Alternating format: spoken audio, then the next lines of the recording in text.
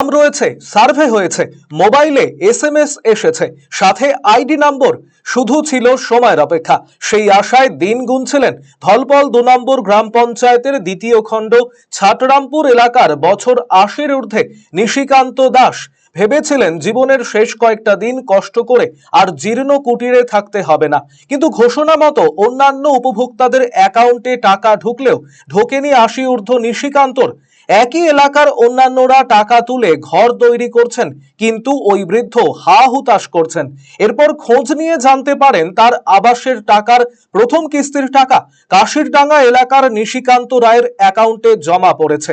যদিও নিশিকান্ত রায়ের নাম আবাসের তালিকায় প্রথম ধাপে নেই, অ্যাকাউন্টে টাকা জমা পড়ায় কাল বিলম্ব দেরি না করে তিনি ঘরের কাজ শুরু করে দিয়েছেন। সবকিছু জানতে পেরে বিপাকে পড়েছেন নিশিকান্ত দাস। বিষয়টি তিনি গ্রাম পঞ্চায়েতের প্রধান, বিডিও, এসডিও কে লিখিত আকারে জমা দিয়েছেন। আচ্ছা, আপনার নামে তো ঘর হয়ে গেছে না? আমার নামে।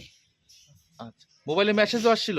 মেসেজ আসলো, মেসেজ আছে। আইডি নাম্বারও আসছিল না? আইডি নাম্বার বোধহয় আসলো, আমি তো জানি না তত।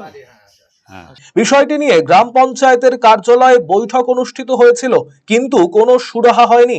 নিশিকান্ত রায়ের সাফ কথা, অ্যাকাউন্ট তার, টাকা ঢুকেছে তার অ্যাকাউন্টে, সুতরাং ওই টাকা তার, তিনি ওই টাকায় বাড়ির কাজ শুরু করেছেন। অ্যাকাউন্টে তো আমার ঘরের টাকা ঢুকেছে। হ্যাঁ, ওটা কি আপনার অ্যাপ্রুভাল ছিল? সেটা তো আমার, সবাই বলছিল যে আমার অ্যাকাউন্টে যখন টাকা ঢুকছে, এটা তো জানি আমার অ্যাকাউন্টেরই টাকা না। আচ্ছা, আমি টাকাটা উঠাইলাম, আমি ঘরের কাজে লাগাইলাম।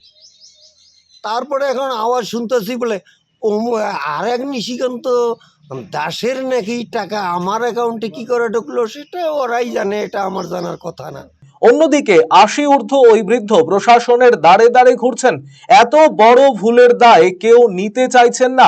এই বিষয়ে গ্রাম পঞ্চায়েতের প্রধান জানিয়েছেন দুটি পরিবারই দুস্থ, তাই দুটি পরিবারই যাতে আবাস যোজনার ঘর পায় তার আবেদন করবেন তিনি।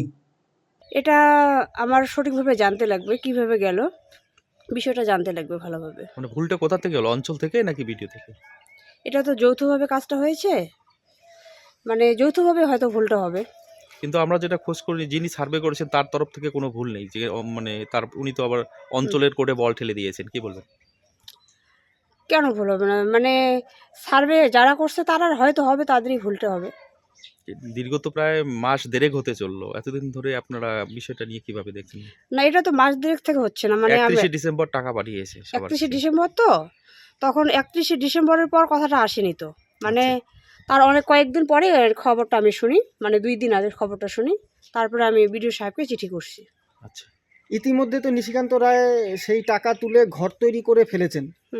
তো এখন নিশিকান্ত দাসের কি পরিস্থিতি হবে তাহলে?